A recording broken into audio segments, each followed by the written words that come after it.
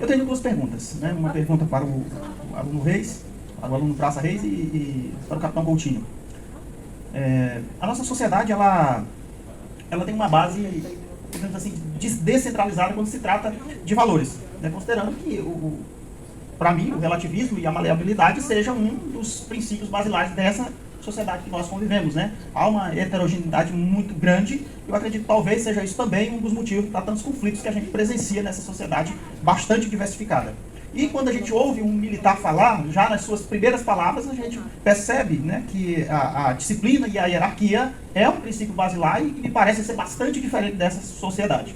Então vem aí a pergunta, como que a Polícia Militar trabalha os seus membros para lidar com essa dicotomia, considerando que ela também faz parte dessa sociedade, mas que tem uma base de princípios muito mais centralizada, muito mais firme em relação a essa sociedade. E considerando que o nosso colega, que está entrando agora, né, parabéns por essa nova etapa da sua vida, espero que tenha bastante sucesso, e para mim é um prazer ter um colega, um irmão, né, dentro desta corporação e que está a serviço ao a defesa da nossa segurança.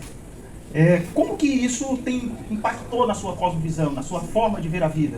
Né, considerando que você vem dessa sociedade também e entra agora nessa instituição que é bastante firme com relação a esses valores. Como você mencionou, nós vivemos numa sociedade heterogênea.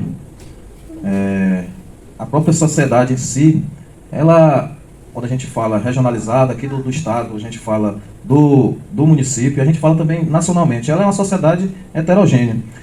Você me pergunta como que eu faço para trabalhar a questão da atuação dos nossos policiais frente a essa sociedade.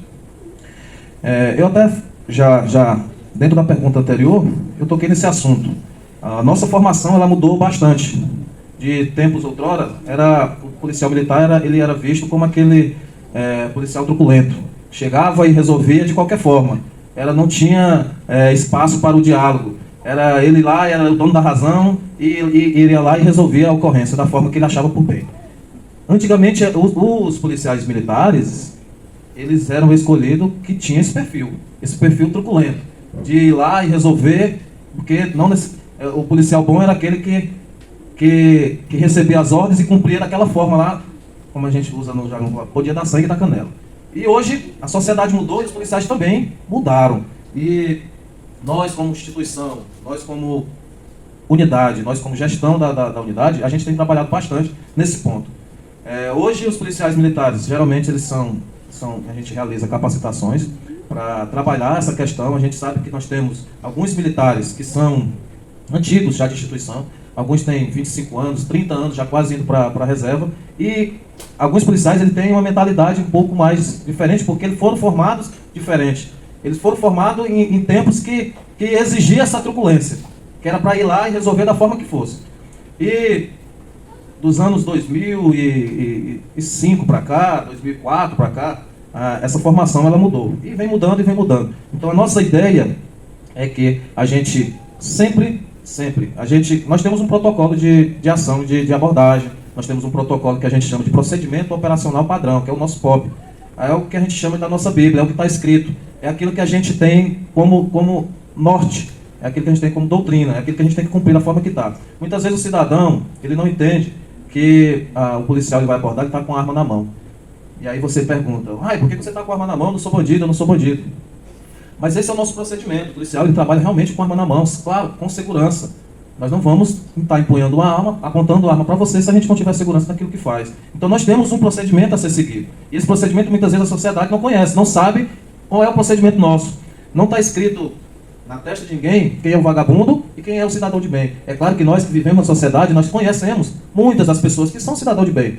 E conhecemos também muitos que são envolvidos no mundo do crime. Então a gente trabalha nessa situação de utilize o bom senso, saiba diferenciar. É claro que em determinadas situações é imprevisível, a gente não tem como a gente dizer quem é aquele que está cometendo o crime, porque muitas vezes hoje o crime ele se especializou. Antigamente aquele que cometia crime, ele tinha um perfil de vestimento, ele só vestia de uma forma. Hoje em dia evoluiu, os caras que cometem crime, eles vêm todos paletosados, eles entram dentro do banco, você não imagina. Então esse tipo de situações a gente também tem que trabalhar. E aí muitas vezes a gente aborda um cidadão e a gente não conhece. não conhece quem é aquela pessoa, não sabe quem é. Então nós temos, como eu falei, nós temos um padrão a ser seguido. Muitas vezes a gente está com a arma na mão, não está apontando, mas está com a arma na mão, porque é o nosso procedimento. Assim como o médico trabalha lá com bisturi, trabalha com outras ferramentas, nós trabalhamos. A nossa ferramenta principal é uma arma de fogo. Por isso que a gente passa por esse curso de formação, para ter as técnicas de segurança, para saber como se posicionar, para saber como empunhar uma arma, para saber como abordar o cidadão. É claro que a gente tem que utilizar a educação sempre em primeiro lugar. Não tem mais espaço para truculência, aquela que o polícia chega e já é o sabedor, é o conhecedor de tudo e não tem espaço para o diálogo. Nós trabalhamos no sentido de que a gente tem que também ter um poder de persuasão, um poder de convencimento, saber conversar, saber dialogar. É claro que em determinadas situações isso não é possível. E a gente tem que utilizar o que a gente chama de tirocínio policial para atuar em diversas ações.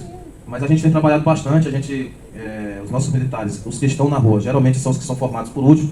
Esses que são mais antigões a gente consegue colocar numa função mais administrativa, mais interna, e os que vão trabalhar na rua são esses mais novos, de 15 anos de polícia para cá, porque já tem outra mentalidade.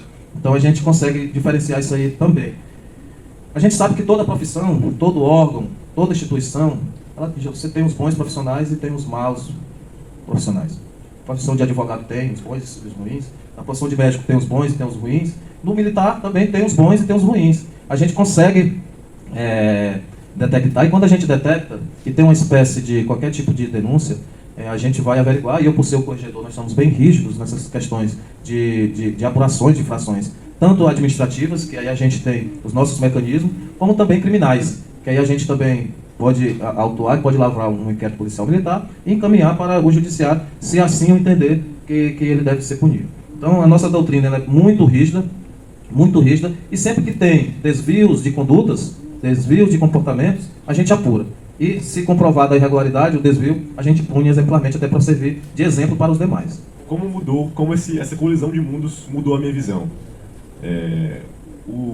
A atividade policial militar, o militarismo, ele exerce uma grande força, um grande poder na sociedade. E esse poder, ele tem que ser controlado. Ele tem que ser aplicado de forma cirúrgica. E, devido a esse motivo, eu acredito que seja tão forte e tão presente a hierarquia e a disciplina da nossa instituição.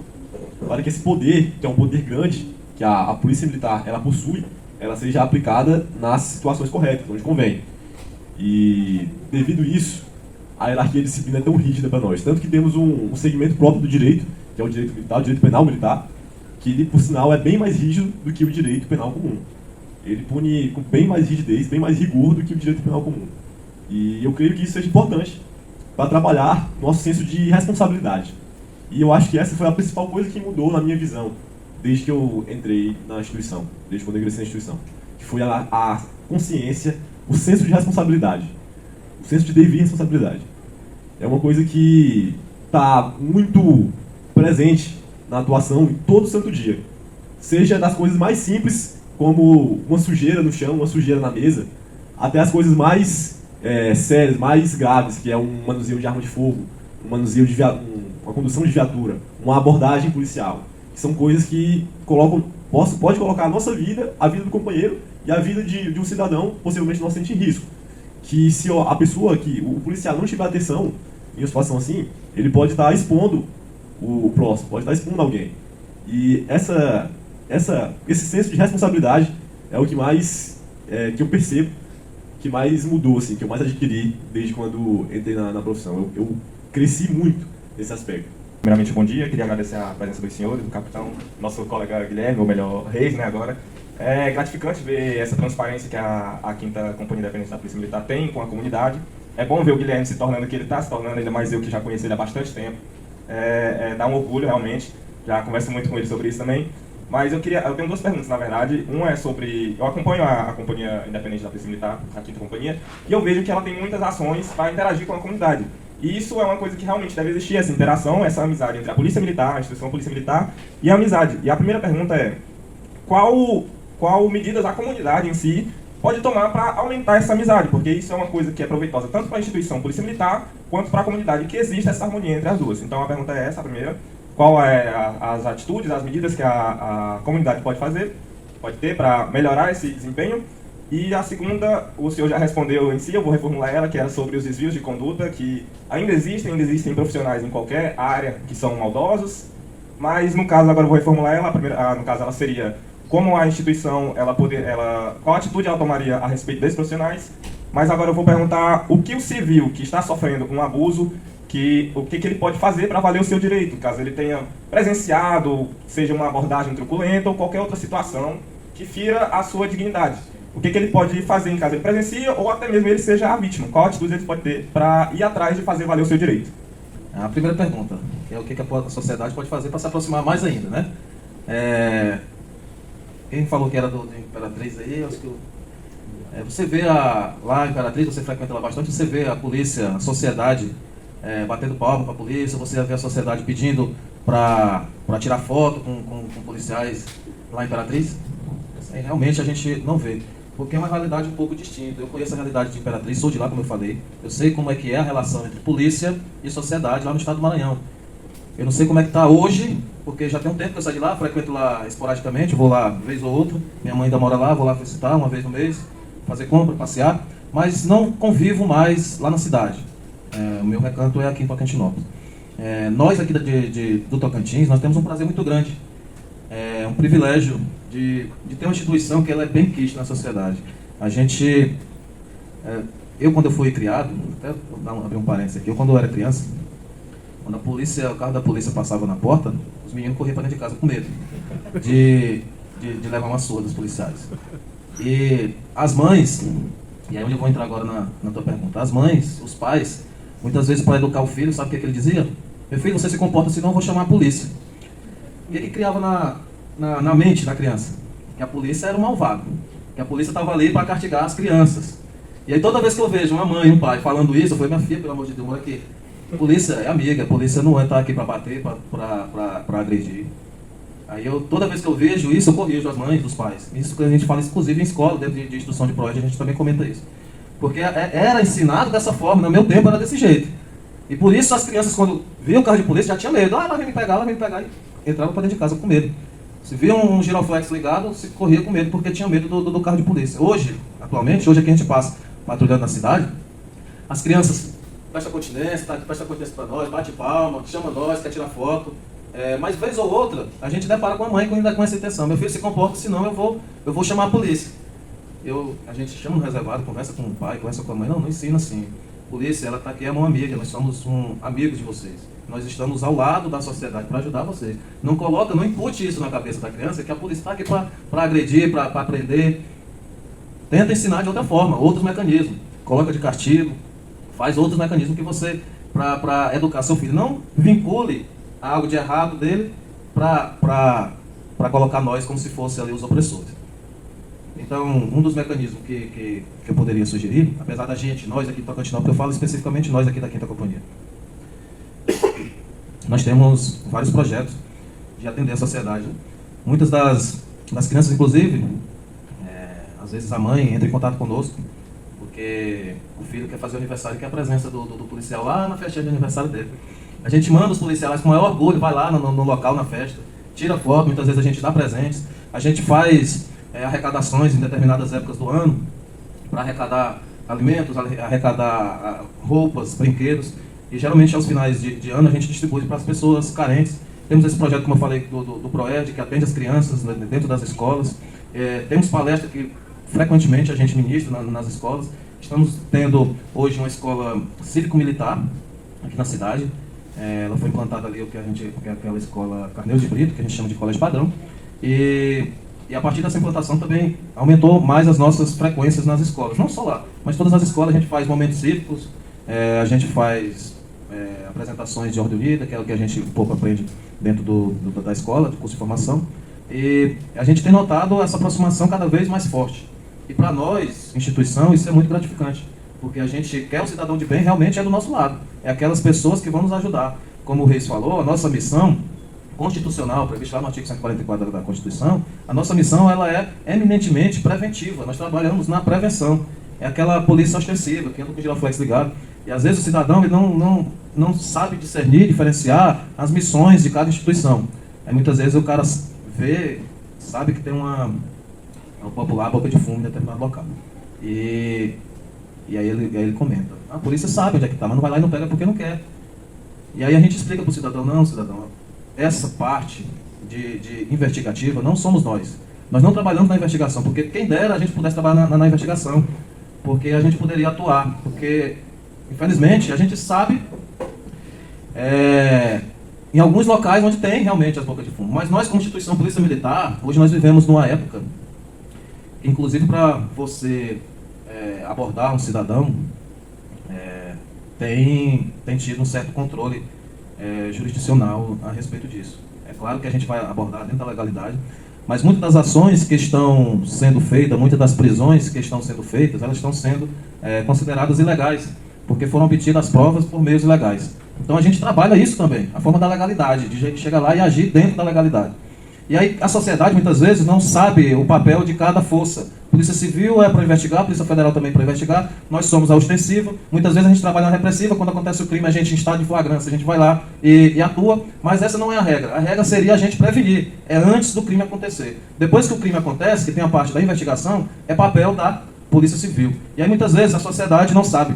E como nós somos a instituição que ela é a mais vista, nós somos a instituição que ela é a mais visada, você critica a Polícia Militar. Eu pergunto para os senhores, a Polícia Civil faz uma greve? Poucas pessoas sabem. Porque geralmente vocês não utilizam o serviço da Polícia Civil. Agora a Polícia Militar, quando faz uma greve, que é proibido legalmente, não é greve que chama, mas se faz uma espécie de paralisação, aí o Estado todo para, a sociedade clama por policiais na rua, porque o crime ele começa a acontecer, os criminosos começam a atuar e vocês conseguem diferenciar a importância de cada força. Vocês sabem em mente o número da Polícia Militar. Todo mundo sabe. O número de emergência. É o 190. Qualquer problema que tem, a pessoa, o primeiro número que ela pensa em ligar é o 190. Porque é um número que já está disseminado e já está enraizado na sociedade, é o 190. Mas certas ocorrências, elas não são de responsabilidade nossa do 190. Não são de responsabilidade da Polícia Militar. Mas tem um número também de emergência da Polícia Civil. Alguém sabe? Alguém aqui sabe? Da Polícia Civil? Da PRF? Poucas pessoas sabem, mas o 190 todo mundo sabe. É o número que todo mundo liga. Se tem uma briga lá de vizinha, é 190. Se tem uma festa lá que está incomodando, é o 190. Se tem uma briga lá de casal, é o 190. Se tem um som alto lá, é o 190. Tudo é o 190, tudo deságua no 190. Se você saiu de casa, chegou, está furtado a casa, é o 190. Em determinadas situações, a Polícia Militar, ela não teria a responsabilidade de atender. Mas a gente, com o maior agrado, a gente vai lá e atende. E direciona o cidadão, sua casa já foi furtada, infelizmente aqui você vai ter que ir lá na delegacia civil, você vai ter que registrar um boletim de ocorrência, porque o crime ele vai ter que ser investigado pela Polícia Civil. É diferente de um estado de flagrância, o crime está acontecendo agora, o vagabundo está aqui dentro de casa aqui furtando, está roubando, aí é diferente. Aí nós somos uma instituição que ela trabalha diuturnamente, a gente não tem horário. É de manhã, tarde ou noite, qualquer horário que você ligar vai ter uma pessoa lá para atender. Então qualquer momento que esteja acontecendo o crime, ou a contravenção, ou qualquer ato infracional, a gente vai lá e atende. E claro, temos que prestar esse atendimento com excelência. Nós temos um mecanismo de controle. Na esfera administrativa, nós temos a sindicância, que é um processo administrativo nosso próprio, que vai apurar as condutas e vai apurar as infrações que nós chamamos de transgressões disciplinares. Algumas das transgressões disciplinares, elas só na esfera administrativa. E quando isso ocorre na esfera administrativa, ele vai ser punido administrativamente. E os nossos regulamentos militares eles são bem rígidos. Pode chegar até 30 dias de detenção, de prisão, dentro do quartel, fechado, por questões administrativas. E também pode ensejar a demissão, dependendo do grau, da reincidência. Então pode ocorrer isso aí. Em geral, são crimes de detenção e prisão. Detenção, ele fica dentro do quartel, não sai do quartel. E prisão, ele fica mesmo fechado, dentro do quartel. Essas são as questões administrativas, na esfera administrativa. E se nessa transgressão disciplinar ensejar algo na esfera criminal, aí a gente instaura um inquérito policial militar, que aí vai apurar os crimes. E aí, os crimes, quem pune não somos nós, a gente é como se fosse um inquérito comum. A gente trabalha auxiliar da justiça. E aí o oficial ele é encarregado do inquérito, vai apurar a conduta do militar, e se ele vislumbrar algum indício de crime, a gente vai encaminhar para o judiciário e o promotor vai oferecer ou não a denúncia, o juiz vai aceitar ou não a denúncia e vai seguir aquele rito normal que os senhores alunos de direito já sabem. Mas é isso na esfera criminal. Na esfera civil, na esfera administrativa, nós temos os nossos regulamentos internos próprios. Que aí, quando se tem a notícia, o cidadão, ele pode. Tem dois mecanismos. Se for algo criminal, uma lesão corporal na abordagem, isso é algo criminal. Aí você ter os dois mecanismos. Você pode ir ou no Ministério Público, na delegacia, registrar a ocorrência, ou você pode ir diretamente no quartel, através da corregedoria, que eu sou corregedor, eu vou colher um termo de declarações e a gente vai, a partir daquela sua denúncia, apurar. Ou, se a gente vê que vai ser administrativo, vai instaurar uma sindicância. Se a gente vê que foi criminal, a gente vai instaurar um inquérito. E aí temos esses dois mecanismos. Crimes militares, ele foi abrangido por uma lei agora de 2019. Antes, crimes militares eram só os que estavam previstos no Código Penal Militar. Desde essa lei de 2019, crimes militares ele foi abrangido por todos os outros crimes, desde que ele cometa, principalmente, estando de serviço. Uma Maria da Penha, que é uma lei específica, se ele tiver em serviço, é um crime militar. O uso de drogas, lá do Estatuto lá das Drogas, se for em serviço, ele vai ser considerado crime militar. Então, antes era só aqueles crimes que estavam legalmente tipificados dentro do Código Penal Militar, era considerado crimes militares. E aí, por ser crime militar, ele vai ser instaurado um inquérito policial militar. E os outros crimes que não são militares, eles são instaurados pela Polícia Civil. E aí, por isso que a gente repassa para a Polícia Civil. Aí, se você for fazer a denúncia na delegacia, o delegado ele vai verificar se ele configura crime militar, ele só repassa para nós. Se configurar que é um crime comum, ele mesmo já instaura. Aí temos esses dois mecanismos. Primeiramente, eu queria agradecer essa participação de vocês, porque é muito importante a integração entre o ambiente acadêmico e o ambiente militar, porque, querendo ou não, ainda existe algum tipo de ressalva, uma desconfiança entre o ambiente e outro. Minha primeira pergunta ela é voltada para um âmbito mais psicológico. É sobre o acompanhamento psicológico de vocês, que eu acredito que exista entre os oficiais e os graduados já, mas isso é mais voltado para quem está ingressando agora. Se eles têm algum tipo de acompanhamento, se eles têm, qual a importância disso, e se eles não têm, por que eles não têm. Minha segunda pergunta é sobre esse compartilhamento de informações entre a Polícia Militar e a Polícia Civil, se ele existe algum nível e como ele se dá. Dentro das instituições militares, nós temos os policiais que eles ingressam dentro do serviço de saúde. E entre eles está médico, odontólogo, psicólogo, enfermeiro e por aí vai, área da saúde. Aqui na nossa unidade, nem todas as unidades têm serviço psicológico. A nossa unidade tem, nós conseguimos contratar, nós temos uma psicóloga aqui da cidade, ela fica todos os dias, horário de expediente, mas atende também à distância. Hoje com essa nova tecnologia de consultas aí virtuais, aí ela consegue atender inclusive de casa, quando precisa, ela está sempre em condições. Nós temos um serviço que oferece serviço em amparo psicológico aos militares, tanto para os alunos, quanto para já os policiais que já são formados na unidade e os seus dependentes familiares direto. Então, a polícia ela se preocupa também com isso. Apesar de não ter um trabalho, assim que eu digo, específico, não, vamos atuar agora com os alunos em determinada situação. Foi feito um trabalho prévio, quando eles entraram, né, Reis? Bem no primeiro dia, uma espécie de pesquisa, fazer um acompanhamento, trabalho psicológico, ela fez uma pesquisa, fez umas entrevistas com eles, responderam alguns questionários, e eles estão sendo acompanhados durante o curso. Depois vai ter uma nova etapa, vai ter um novo questionário para ver como é que foi a evolução, o que mudou. Do dia que entrou, qual era o pensamento dele antes de entrar, e qual é o comportamento dele antes de entrar, e qual depois que entrou, como é que está evoluindo, como é que está mudando. A polícia também está se preocupando com isso, e está sendo feito esse trabalho pelo serviço de psicologia das unidades. Algumas unidades não têm, então ele é feito um remanejamento. Pega um profissional de psicologia de determinada unidade e vai e faz um serviço direcionado para aquela unidade que não tem, porque nós não temos em todas as unidades. Inclusive, nós temos um protocolo, sempre que se é atendido uma ocorrência de maior complexidade, que a gente chama de estresse pós-traumático, né? Aí é feito esse trabalho, o psicólogo vai na casa, visita o militar, visita os parentes, vê como é que foi o comportamento dele depois do atendimento, se ele mudou, se ele se retraiu, se ele evoluiu, se ele manteve estável, então é feito também esse trabalho. É uma dificuldade muito grande essa troca de informações, não só aqui no estado do Tocantins, mas no geral no Brasil, porque nós não temos uma espécie de banco de dados geral. Cada instituição, cada estado tem o seu, e acaba atrapalhando, dá inclusive duplicidade de informações, muitas vezes a gente registra como um fato, a Polícia Civil registra como outro, porque elas não são integradas, elas não são integralizadas. Aqui no estado ainda é pior ainda, porque nós somos, acho que só aqui mais 2 estados do Brasil, que a Secretaria de Segurança Pública, a maioria dos estados do Brasil, A Secretaria de Segurança Pública, ela engloba Polícia Militar, Polícia Civil e Corpo de Bombeiros.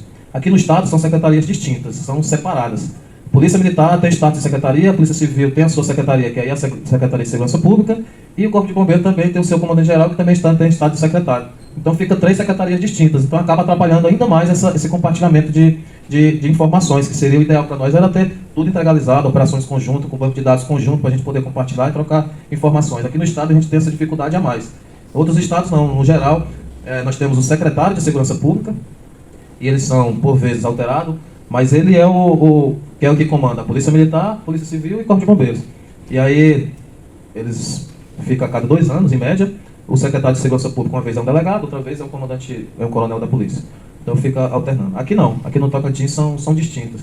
E aí, a maioria dos incentivos de verbas, tecnologias, infraestruturas, quando a gente recebe algum recurso da Secretaria Nacional de Segurança Pública, da Senasa, do Ministério da Justiça, eles são direcionados para a Secretaria de Segurança Pública, que é quem recebe, a Polícia Civil.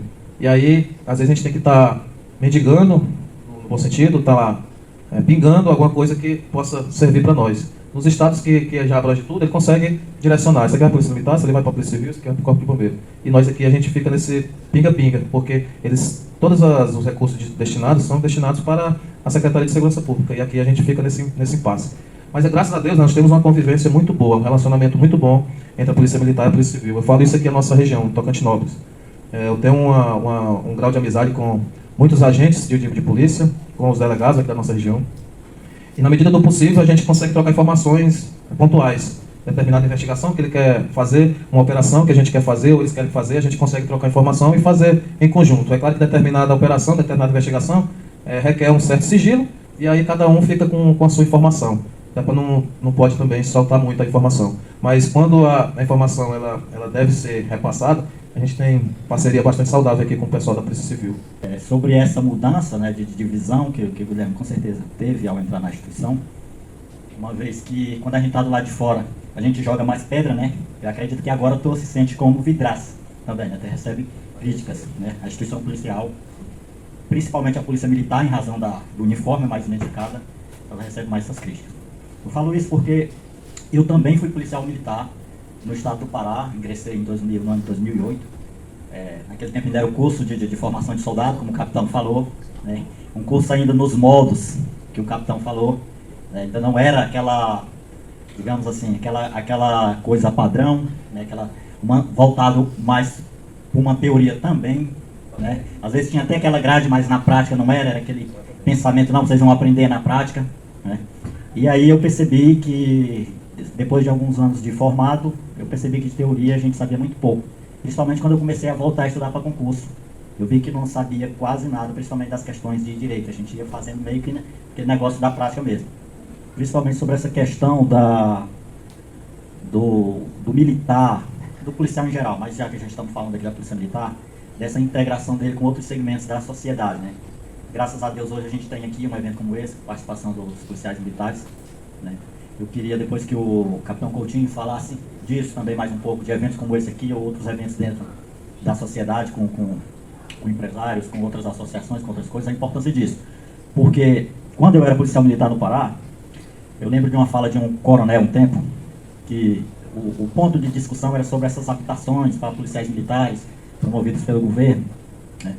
E aí ele deu assim, ele falou uma fala que ela me chamou a atenção. Ele disse, olha, embora eu entenda que é bom para o policial militar ter um local de moradia ali digno e tudo, mas assim, eu não gosto de ver o policial militar muito isolado nessas vilas militares, policial só policial, né? Ele disse, eu gosto de ver o policial militar integrado à sociedade, morando do lado do professor, morando do lado do empresário, do comerciante, né? Para que tenha essa integração, para que ele tenha essa visão além dos muros do quartel. Porque realmente o quartel que eu estava na época, tinha alguns colegas que eles tinham uma visão muito limitada. Às vezes ela ficava muito presa ali no âmbito do quartel e se desconectava um pouco com a sociedade, porque assim, não tem jeito, a sociedade está aí, eles às vezes têm, acredito, na maioria das vezes tem uma visão errada da polícia, né, por desconhecimento, né, às vezes por uma abordagem que você faz ali, que você está cumprindo um protocolo, e às vezes o cidadão já se sente ofendido, né, e mais por desconhecimento mesmo, que se ele soubesse que tudo aquilo existe um treinamento, um estudo técnico, talvez ele não se sentiria ali ofendido. Eu estou focando nessa parte da integração da polícia com a sociedade, porque ainda existe, como o capitão falou aqui, existe esse preconceito, né? não é só com a Polícia Militar. Hoje eu sou policial civil aqui no estado de Tocantins. Né? Eu trabalho com o Dr. Tiago, sou lotado na 21ª Delegacia de Argianópolis. E, por exemplo, um tempo desse aconteceu um caso que a gente foi cumprir uma intimação de uma pessoa, e ela era funcionária de uma escola. E a gente já tinha procurado ela na residência dela em todo meio, e só encontramos ela no serviço dela e fomos lá cumprir essa intimação, porque a gente sabe que tem prazos, né? Tudo na justiça, um inquérito tem prazo, né? Todos os procedimentos têm prazos a ser cumpridos. A diretora, quando a gente foi lá e falou com ela e perguntou pela a servidora, ela olhou assim para a viatura na porta da escola e disse: eu não quero associar a escola à polícia. Eu disse: como assim? Qual o problema da instituição policial civil? Aí depois ela tentou: não é bem assim e tal. Então, assim, existe este preconceito, né? Com a polícia de forma geral e com a polícia militar mais em específico, porque a polícia é mais vista, como o capitão falou. Né? E eu gostaria que o capitão falasse, né, demais assim, de como a polícia vem se integrando nesses movimentos sociais, né, para a gente ir quebrando esses paradigmas, essa visão ainda errada que tem na sociedade a respeito da polícia. A Polícia Militar, graças a Deus, ela tem evoluído bastante nessas questões da integração. Eu citei aqui exemplos nossos, da Polícia Militar com a sociedade, e frequentemente a gente tem participado bastante desses eventos.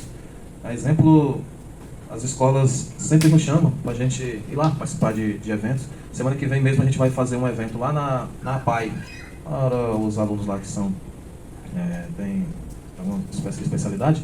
A gente vai fazer esse atendimento lá com eles, fazer uma espécie lá de interação com eles, falar um pouco da nossa atividade, fazer uma apresentação lá de Ordem Unida, coisa bem simples, bem bacana. Mas para as crianças é importante esse momento. Quando a gente chega no local, qualquer que seja a escola, qualquer que seja o evento, as crianças querem tirar foto lá com a gente, querem participar, quer interagir. A Polícia Militar tem se envolvido bastante. Algumas empresas nos chamam, por exemplo, para dar palestras sobre segurança. Por último, a gente já deu palestra de segurança na empresa do Bico, na Energisa, na Tobasa. Mas a gente tem preocupado com isso também. É o nosso papel como polícia cidadã, polícia comunitária, de integralizar. E você tocou num assunto que é sobre as casas populares, nem casas populares, são casas que são destinadas aí para os órgãos de segurança pública.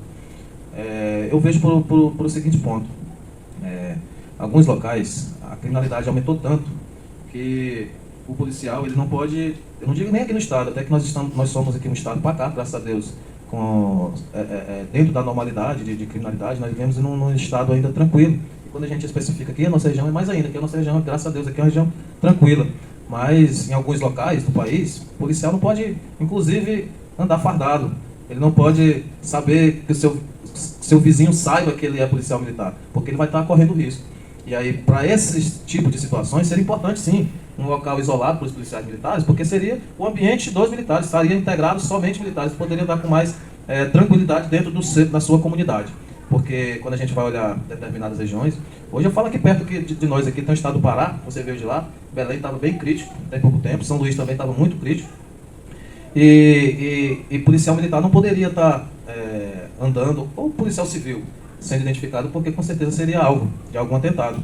E inclusive foram alvos de alguns atentados, foram vítimas de homicídio praticado pelas essas organizações criminosas que estão à solta e querem dominar. E quando existe, principalmente aqueles policiais atuantes que vão lá e investigam, no caso você da civil, e aborda e enche o saco, como a gente costuma falar, nós da Polícia Militar abordando, nós somos mais alvos ainda. E aí quando a gente não tem um local que tem um pouco mais de tranquilidade, a gente se torna muito mais vulnerável. Porque você não vai conseguir, inclusive, descansar, porque você vai ficar o tempo todo preocupado. Quando você está de serviço, você está de serviço, mas a sua família fica em casa. Você não sabe o que eles têm capacidade de ir lá e fazer algo contra a sua família, suas esposas, seus filhos. Então é motivo preocupante. Quando você está em casa, você não vai conseguir dormir porque é preocupado quando ele possa. Então é bem pontual essa situação. Não aqui na nossa realidade. Nossa realidade aqui, graças a Deus, é tranquila. A gente pode andar fardado na rua, identificado, todo mundo nos conhece, sabe quem nós somos, sabe onde nós moramos, cidade pequena, todo mundo conhece um ao outro. Então é mais tranquilo. Mas algumas localidades aí mais críticas, eu tenho certeza que pode ser uma solução. Bom, nós já estamos encaminhando para o encerramento. Eu vou fazer uma última pergunta aos nossos convidados. Ao capitão Coutinho, eu pergunto, já que nós estamos numa universidade, nós temos vários alunos que provavelmente estão em dúvida em que carreiras seguir, a minha dúvida vai nesse sentido. o que você falaria para eles em termos de atrativos da carreira policial, como um todo, né? Claro, especificamente da militar. Principalmente em termos salariais, em termos de progressão. Você falou das várias patentes. Se há algum incentivo institucional para essa progressão, para esse incentivo ao estudo, à capacitação. Então essa é a minha dúvida para o senhor. E para o nosso aluno aqui ainda, o Praça PM Reis, a minha dúvida é essa também. Você falou que essa carreira aliou a sua parte atlética com a parte intelectual. A minha dúvida é, além disso, qual foi o atrativo? Ou se foi meramente uma oportunidade do primeiro concurso que saiu? E se o salário também te atraiu de alguma forma? E uma dúvida muito específica é quanto ao alojamento. Se esses 37 alunos eles já recebem algum salário, se eles ganham, se eles podem ficar lá no batalhão, se eles têm algum custo ali ou se eles ganham tudo. Essa é uma dúvida mais operacional mesmo do curso. No curso a gente recebe, como na situação de aluno, na graduação de aluno, né, a gente recebe o salário, o subsídio de metade do salário de um soldado atual, né, que é o soldado, atualmente é o soldado de segunda classe. Então a gente recebe metade do que seria o subsídio de um soldado de segunda classe. E essa fase de curso a gente pode ficar alojado, né, tanto na quinta companhia, no quartel, tem os alojamentos lá, é possível ficar alojado lá, mas também a maioria todos, né, todos preferiram cada um providenciar o aluguel de uma kitnet, uma casa, dividir, porque fica mais cômodo dessa forma. E o que me atraiu, além para a carreira militar, além da junção de características atléticas e intelectuais, foi realmente o salário moral que eu tinha comentado antes. É uma profissão muito gratificante, que a gente, mesmo cansado, mesmo sendo desgastante, a gente se sente satisfeito, se sente feliz de poder estar contribuindo de alguma forma a resolver o problema das pessoas, resolver o problema de alguém. E claro que a carreira é fundamental, porque a valorização profissional se dá, sem querer ser hipócrita de falar, através da remuneração.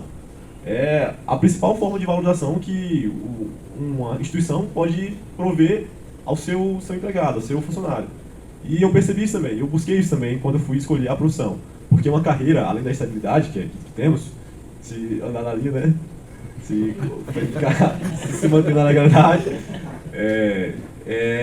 tem uma carreira que com o tempo vai progredindo. Com o tempo você vai crescendo na instituição. E automaticamente seu salário vai melhorando também.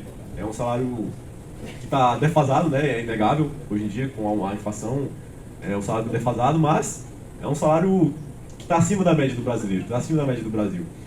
Então, é uma oportunidade excelente para que a pessoa possa se manter e manter sua família. E tudo isso é levado em consideração na escolha, na decisão, na escolha da profissão. Quando eu decidi sair lá da minha profissão, que eu exercia, que eu era eletricista, também motorista e coordenador de grupo, eu pensei, além do salário, que a gente não pode, como o Reis falou, não pode deixar de ser próprio, também que a gente vive no mundo capitalista, a gente precisa de dinheiro e a gente quer ganhar quantas vezes mais, melhor. Mas além do salário, eu olhei também para a questão da estabilidade. Como eu falei, eu estava saindo muito de um lugar para o outro, aquilo estava me preocupando bastante. Eu estava inseguro naquilo que eu estava fazendo e eu decidi procurar um local estável. E o concurso público, ele te dá essa estabilidade, desde que você trabalhe certinho. E a profissão militar, ela é muito gratificante. Eu não tinha, também quando eu entrei, não tinha noção de que seria eu ser militar, eu ser policial militar, eu ser um soldado da polícia militar. Aí, só que da forma que eu fui criado pela minha mãe, eu não tive tanta dificuldade, porque eu sempre fui obediente, eu sempre fui um filho que prestou conta dos seus compromissos, sempre fui um filho estudioso, então eu não tive dificuldade quando entrei na instituição, que era só seguir mais ou menos aquilo que eu já era doutrinado dentro de casa. E o militarismo também é um pouco disso, ele te vai doutrinar, ele vai muitas vezes, aquele que tem um certo comportamento que não se enquadra com o militarismo, a gente vai querer te doutrinar para você seguir esse caminho. É o caminho da obediência, é o caminho de cumprimento de ordens, é um caminho da pontualidade, da honestidade, da responsabilidade. Então são caminhos que nós, dentro do curso, a gente pontua e pratica bastante. Muitas vezes a gente temos uma espécie de reforço pedagógico. Para que serve isso? é para justamente dentro do curso, quando ele desvia um pouco de conduta, então você hoje vai ficar um pouquinho mais do tempo, mais do que os outros, para você saber que quando você erra, você tem que pagar pelo seu erro. Você não simplesmente vai errar e a gente vai estar passando a mão na cabeça por aquilo que você errou. Quando você erra, mesmo que seja mínimo o erro, a gente coloca esse reforço pedagógico. Você vai ficar um pouco a mais. Os outros vão embora 19, 20 horas, você fica até as 22, trabalhando um pouco mais, refletindo sobre esse erro que você cometeu. Então isso é uma espécie de doutrinação dentro do militarismo. Então muitas vezes, que a pessoa quer entrar na instituição e ele for focar só no salário, só na questão remuneratória, ele vai se frustrar, porque é diferente. O militarismo, ele é diferente. E só quem sabe é quem passa. Quem está lá dentro do curso, que pratica o militarismo sabe. E muitas vezes você que está lá de fora tem uma visão de sabe mais ou menos como é que é ser militar. Que é organizado, é o disciplinado, mas só realmente sabe quem participa. E muitas vezes você não está preparado, você sofre um pouco mais do que os outros. O Reis, parabenizar aí a mãe dele, que foi bem criado. Ele é um menino obediente, ele não está tendo dificuldade justamente por isso. Porque ele já vem da doutrina especial dentro de casa, assim como eu fui também. Então ele é diferenciado, é dos nossos alunos de destaque do curso. Então, alguns que não têm esse tipo de comportamento, ele vai se frustrar um pouco mais, ele vai bater cabeça mais, ele vai ficar muitas vezes mais de reforço pedagógico, porque até ele conseguir entrar na linha, depois que entra no eixo e vê que muitas vezes a gente tem um jargão militar, missão dada é missão cumprida.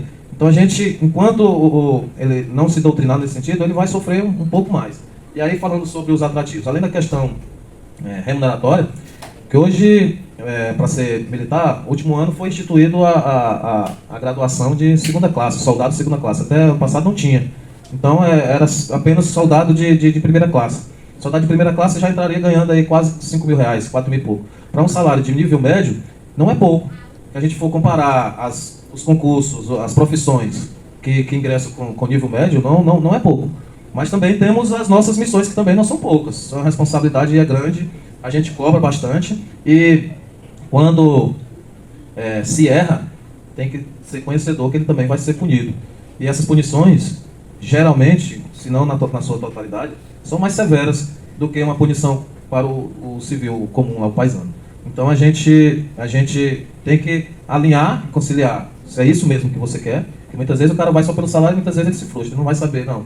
Aqui não é para mim, por isso que muitas pessoas desistem durante o longo do curso. Porque realmente ele vê que não é para ele.